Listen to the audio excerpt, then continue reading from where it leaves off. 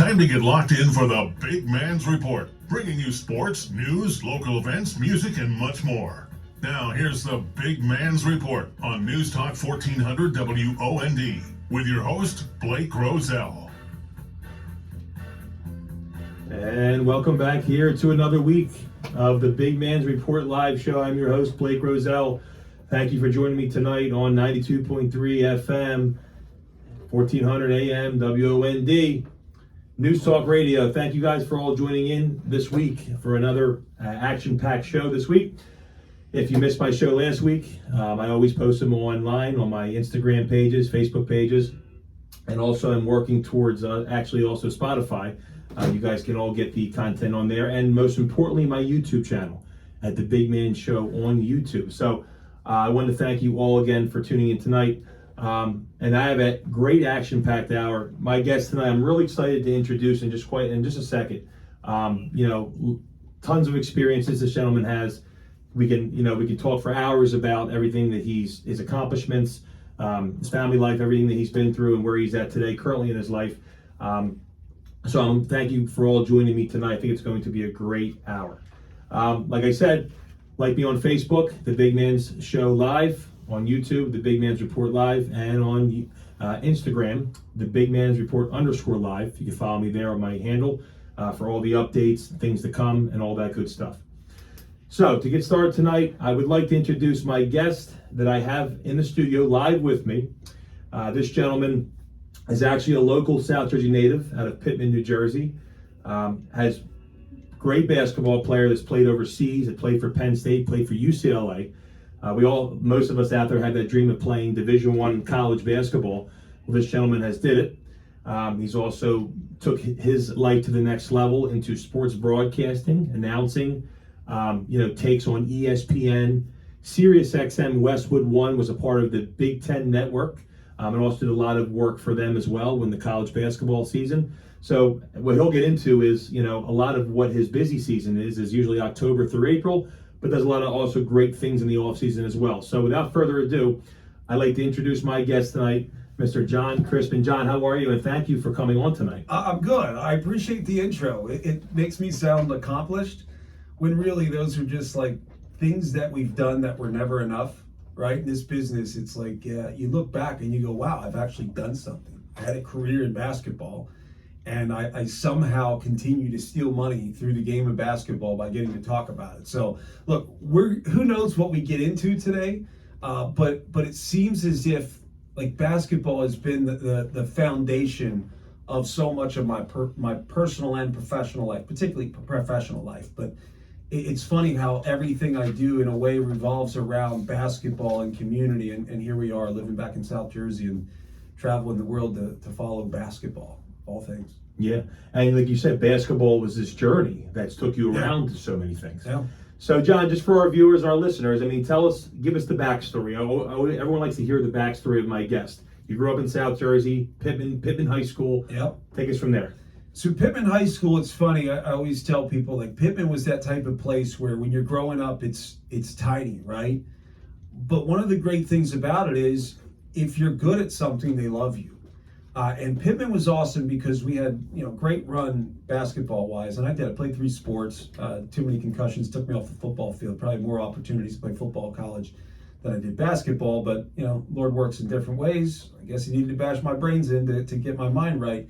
But Pittman's special because we won 2 state championships at Pittman. It was fun. It was a great experience, but it was one of the best experiences of my sports career because when you win in a small community, the community has a certain degree of pride with what you do. And it's not pride like, look at us. It's not gloating. It's simply like, wow, look at what we've accomplished. Look at kids that we've seen grow up. Look at what they've accomplished. And I remember, we play not too far from here in Linwood, not too far from here at Atlantic City, I should say.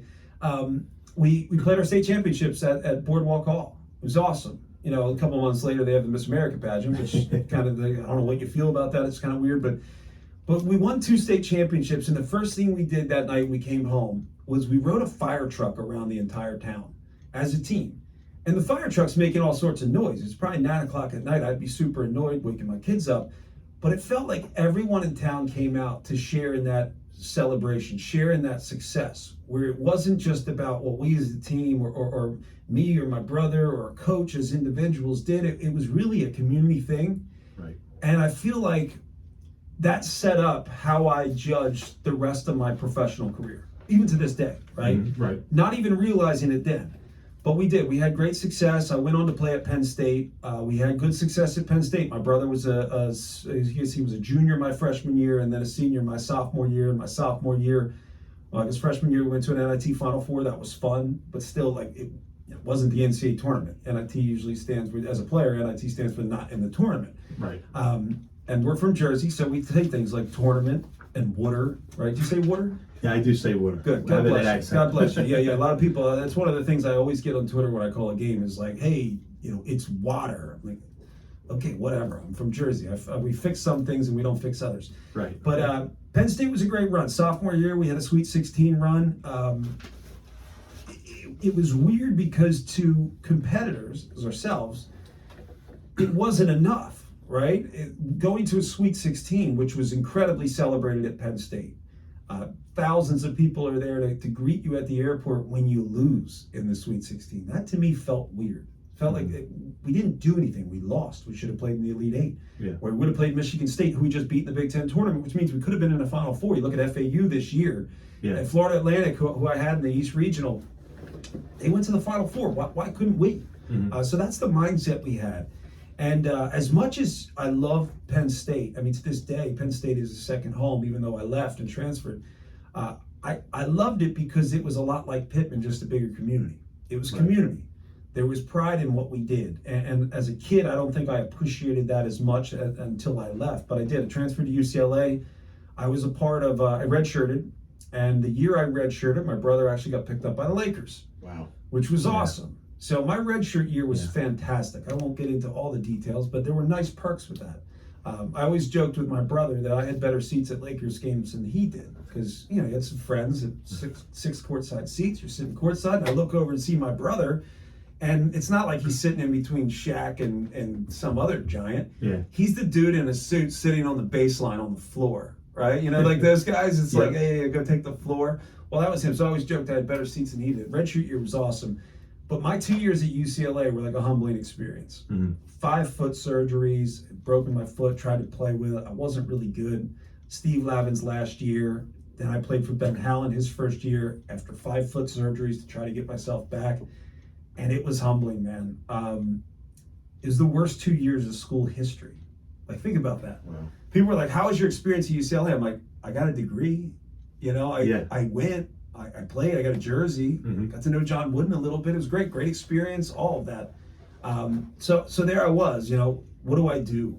And ultimately I wanted to keep playing basketball because the experience basketball-wise at UCLA wasn't enough. So I ended up playing professionally overseas a little bit. I say professionally overseas. Spain was good, but 3.5 months in, you don't win, everybody gets fired, right? You just, it's the wake-up call. Then I went to Ireland. Ireland was terrible at basketball. If you think you made it as a professional and you're playing in Ireland, just wait until you get your jersey, right? So I was in Limerick, which I didn't know is the stabbing capital of the world. Wow. Yeah. Geez. I know, they told me, they're like, look, we're gonna go out, we're gonna go to some pubs, but just don't get into it with anybody. And I was like, okay, but I'm kind of I kind of nudge people. It's fun that way. I do it with a smile, like they won't smile, right? So I learned quickly, you don't mess with that. But we got our jerseys the first game, and in Spain, our jerseys look like a NASCAR, right? The sponsors pay for everything. Yeah, it's all over my car looked like a NASCAR. There were stickers all over my car. I was like Lightning McQueen, man. Stickers. I had stickers everywhere, all over my car. But in Ireland, we had one sponsor. And this is again, humbling experience as a quote, I'm doing the quote, air quotes here, professional athlete. So we get our jerseys, and I walk in there, I was like, there's no way I'm wearing that. We were Burger King Limerick. And our jerseys didn't say Limerick, didn't even have my name on the back. It just said Burger King on it. And it was that old school Burger King orange and yellow. It wasn't like modern and hip in any way. It was old school. We were old school Burger King Limerick. Basketball was bad. And I ended up coming home, playing the ABA for a little bit. Just tired of being beat up. Really was tired of being beat up. Took a year off. Kind of didn't know what I wanted to do, but made a little bit of money playing basketball, so it was okay. I ended up kind of just playing again, just picking it up, got healthy, took my time, had no pressure whatsoever. And at UCLA, there's this thing called the men's gym. Men's gym is where John Wooden's teams used to practice, an old gym, 3 full courts in this gym. It's now the practice facility for the UCLA men's basketball, or both men's and women's basketball teams. And we would get 3 full courts going, and it was some of the greatest games you'll ever play. Myself, Paul Pierce, Kevin Garnett, Earl Watson, Dante Jones, that's a 5. Sam Cassell, LeBron James, Elton Brand, and a couple other overseas guys. That's another 5. And then you got Kobe and Baron Davis, and Mark Jackson's playing. Had that guy backing you down? Different story. Chauncey Billups backing you down? A whole other world. But what happened was I had no pressure. I didn't really know I wanted to play, yet I was really good. I was healthy, and I was good. I ended up having 5 workouts with different NBA teams, 2 of the Lakers. There was 1 spot to go to vet camp and maybe play with their G League, now G League, used to be the D League team, the Defenders. And I ended up tearing the fascia in my right foot. And that was it. And I was like, I guess I'm done. Right. Didn't know at that point who I was or what I wanted to do.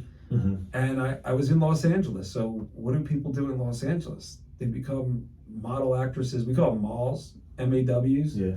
Model actress, whatever. I kind of became that. I did some commercials, did a Nike commercial, did a Target print ad, Sony print ad, did a Ruby Tuesdays commercial, I did a Coke commercial, which was actually cool. It's a story about my grandfather and I. It was a true story. So it was cool and it held me over, but at some point it was like, who am I and what am I going to do with the rest of my life? And somehow, I don't know how, I'm still trying to figure it out, I kind of fell into broadcasting.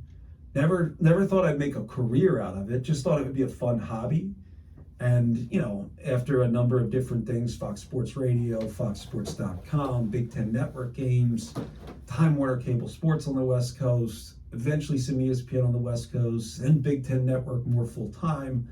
Now back to ESPN, it's like, I guess I actually am doing this for a living. Also got into real estate for a while. I was doing commercial real estate for 3.5 years for CBRE in Los Angeles. And I learned that I didn't want to do that. I learned that I wanted to be around sports.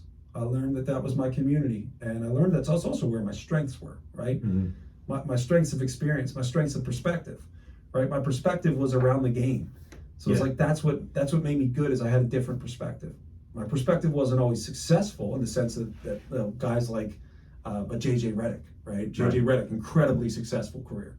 I didn't have that career, but my perspective was I persevered, you know? And I also realized at some point I didn't really want to live in Los Angeles anymore. And I don't know if I told you this, but I tell people now, I said when I grew up in Pittman, I was a prima donna little athlete, you know, starting varsity quarterback as a freshman, you know, you just think you're the superstar. Starting pitcher on the baseball team as a freshman.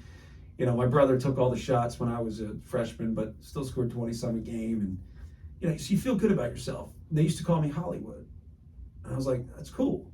Well, I got to Hollywood and I realized how Pittman I was. And ultimately I wanted to move home. And I moved home and kind of make this home base for the career I have. And, you know, I'll keep doing this as long as I can. Who knows how long that lasts. Yeah, it's an incredible story. I mean, how you ended up where you're at. And you obviously, you know, with conversation with you before tonight's show, I mean, you really are driven and motivated. And and the best part about your story is you took all your opportunities, and obviously, you know, it brought you to where you're at today, and you weren't shy of those opportunities. Like, you're like, wow, look up, I ended up on ESPN, Big Ten Network. Like, who knew where that was going to take you, right? And you're just kind of rolling with the punches, and things are developing one after another. I mean, when you got into the broadcasting and you're like, man, I have a chance to interview Coach K. I mean, what was going through your mind? I mean, I remember you told me that story before. It's funny because there's a part of you that when you don't have something, there's a part of you that says, that's what I want to do. That you kind of point to specifics. And you say, like, I want to call a Final Four. Yet, there's also a part of you that basically becomes a dog chasing cars. You have no idea what you're going to do when you get it, but you're just chasing it. You're blind to it.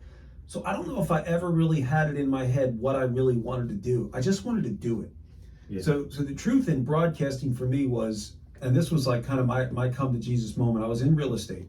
And I had a partner, and we were high-end office leasing. We did some capital market stuff in the sense where we helped sell big buildings. And one of the last buildings I was a part of was the $420 million sale of the NBC Universal Comcast building, where we had an office, but we did all the leasing there. And we were a part of the sale. And there was a $1.5 million commission due to myself and my partner. I was due 30%. And my partner was just not a bad guy, just a shark in the industry. Yeah. And he heard that I was going to take an ESPN deal to call Pac-12 and West Coast Conference games. I didn't know if I was going to stay working for CBRE or not, but I knew I wanted to be in that world. Yeah. Like I said no to ESPN twice, and at this point I'm saying, you know what, that's my world. They were flying me up for Pac-12 Media Day. I was going to make a decision then to say, look, this is what I want to do or not. And my partner found out, and he said, if you take the ESPN gig, you're not getting a lick of this commission. So I don't know what was going through my head, because I lived in Los Angeles. You needed that money. Right. Yeah. So I said, you do what's right by you, I'm going to do what's right by me. And I walked. Mm-hmm. And I got 60,000 from 500. Wow. And I walked. I didn't care. I didn't fight for it. I called 55 games and I moved back to South Jersey. And I was fine. Don't get me wrong. Like it wasn't struggle. I was working a lot, so I was okay. But I had no idea what the rest was going to look like. I had no idea I was going to be the lead analyst at the Big Ten Network in a year. Yeah. I had no idea whether ESPN was even going to take me because they wanted me on the West Coast. Mm-hmm. But it was this bold move of saying, who cares? Like if all I do is call 45 games a year and make X amount of dollars, is that enough if I'm happy? And the answer was yes. So at that point I said, whatever happens from here on out, if I'm just doing this for 10 years, 15 years, 20 years, I'm stealing money. And the rest of my life, like, look, it'll all fall into place. I'm a social guy. I would say I'm more motivated than driven. Mm-hmm. Driven has a specific purpose. My brother's driven. Right. Like my brother is driven. He was driven to prove people that he was good. Like he wasn't the athlete I was, but he became a great basketball player. Right. And he was driven to play at the high major Division I level, which he did at Penn State. Led the Big Ten in scoring almost 2 years in a row, which if you look at my brother, there's not many guys that look like my brother that led the Big Ten in scoring and led a team like Penn State to the Sweet 16. But he was so driven that he always said, like, I want to be the head coach at Penn State. It's almost like you just have to get out of his way. He's going there. I'm more motivated in the sense that I want to like what I'm doing. Yeah. I want to care about what I'm doing. And if I don't care about what I'm doing, I won't do it. I'll do something else. So the motivation is more about my foundation and my beliefs and what I value. The outcome is the outcome. So in a way, my career has just kind of been this, okay, cool. Like, oh, there's Coach Ken. Hey, Coach. Like, yeah. And I think the reason why I have their respect is because I don't make it about me. Whereas the world in this industry in particular says, make it about you. Promote yourself. Get on Twitter and take a picture with you and Coach K and then post it so people can see who you hang around. Yeah. You know, when you have first class travel in your contract, make sure everybody else knows it, right? If you have a nice watch, make sure they know it. Like, that's kind of the way things have gotten, yet that's not how you get respect and that's not how you stay. That's how you have a short shelf life. And I think my approach to just kind of being grateful to be in the industry makes me easy to hire, makes me hard to fire. I'm respected by the people that really run those industries, and the people that run those industries are not just the people that sign your checks. They're the people that coach in that industry, because without them, the game doesn't exist. So as if you have that kind of mutuality in terms of respect and perspective, who knows where it goes, but you just roll with it. And since I left commercial real estate, it's worked out pretty well, I guess, so far. We'll see. Anything can happen. Bring me back in a year, I might not be saying it. But no, that's really amazing. I mean, because to you, with all these great things that you've accomplished so far in your life, I mean, it wasn't about the image so much for you. It was just kind of you're in the moment. It eventually wasn't. Eventually wasn't. Yeah, in the but I'll tell beginning, you, when you get to UCLA and one of the first parties you go to is a Playboy Mansion party, it's still about the image. Right. But there are also, throughout that, I think a lot of times we share our story. Mm-hmm. But we don't really share the real truth behind the story, right? We talk about what's cool. Like, oh, I had this friend and we took a private jet to the Super Bowl, and it's like, yeah. But what was really going on in your life? Like, and the truth is that wasn't what was going on. And the reality is, I had peace about what I was doing because I didn't have health, right? Right. I had struggles. I suffered, and I didn't want anybody to know it. So I think those are the things that end up molding you more when you look back at it. Right.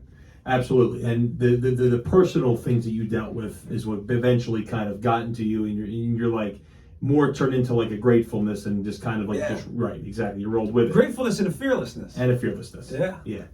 Well, we'll hear more from John in the second half of the hour. We are going to go to commercial break. You are listening to News Talk 1400 and 92.3 WOND. I am the big man here. We'll see you all when we get right back.